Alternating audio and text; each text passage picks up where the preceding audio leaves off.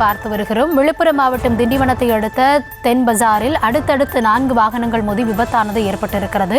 வாகனங்கள் ஒன்றன் பின் ஒன்றாக மோதிக்கொண்ட விபத்தில் 10 பேர் காயமடைந்திருக்கிறார்கள். இது குறித்த கள தகவல்களுக்காக இணைகிறார் எங்களுடைய செய்தியாளர் கலி அப்துல்லா.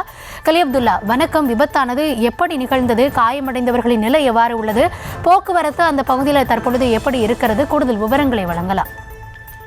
வணக்கம். நாமக்கல்லிலிருந்து சென்னை நோக்கி முட்டை லோடு ஏற்றிக்கொண்டு லாரி ஒன்று அதிவேகமாக சென்று கொண்டிருந்தது.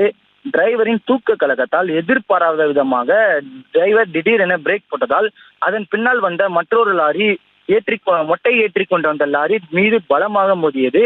இதனைத் தொடர்ந்து அதன் பின்னால் வந்த அரசு பேருந்தும் காரும் அடுத்தடுத்து மோதி விபத்துக்குள்ளானது. இந்த விபத்தில் அரசு பேருந்தில் வந்த பயணிகள் உட்பட 10 பேர் காயமடைந்தனர்.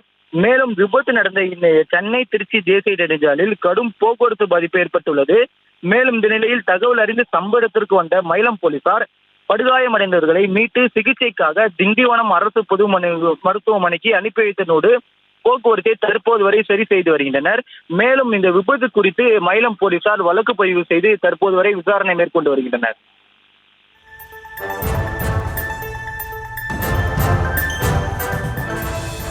விபத்து தொடர்பான உங்களுடைய தற்போதைய விவரங்களுக்கு நன்றி கலி அப்துல்லா.